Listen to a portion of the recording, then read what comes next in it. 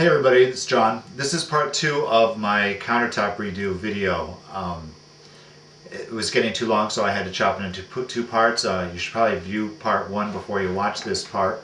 And today I'm going to show you the putting on the polyurethane and how it turned out.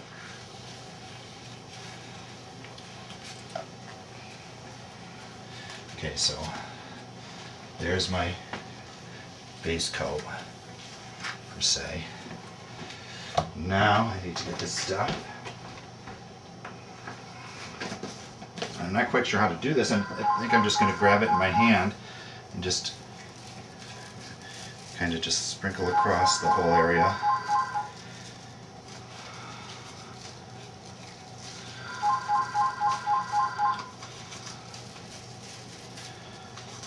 I guess I got to put it on pretty thick for the look that I'm going for. I think what I'm going to have to do is put it on and let it dry. Well, this is an experiment. I'll know next time. I should have probably experimented on a piece of scrap wood, but that's not the way I do things. I tend to jump right in and then suffer with the consequences. Okay, I just finished putting on the finish. Let me zoom in a little bit so you can kind of see what it looks like. It's very interesting. I can't say that I like it yet, just because this island is such a huge space in the kitchen.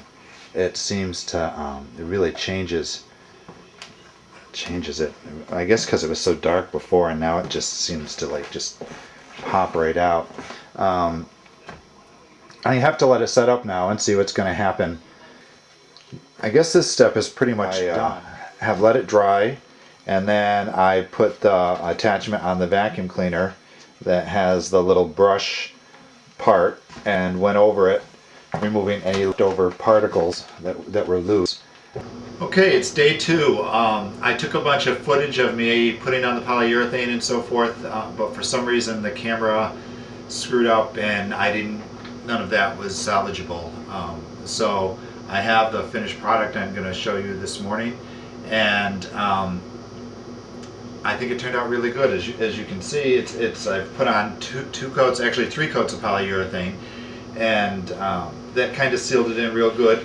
It's not a real smooth finish, but it's also not pitty feeling. It doesn't feel real rough. It has a kind of a neat texture to it. Polyurethane gave it kind of a brown beigey hue to it, which I actually like better. It was so bright before with the black and white and gray contrast, and this just toned it down a little. My kitchen is basically tones of browns with red, and with the having the beige coloring to it, it actually matches much better than the real bright black and white would have. I'm very pleased with the way it turned out. I guess the real test now is going to be how well it holds up. Let me see if I can zoom in a little bit and so you can get a good look at what it actually looks like. So there you have it. It was a 2-day project, really basically 1 day of work and a day of letting everything set up.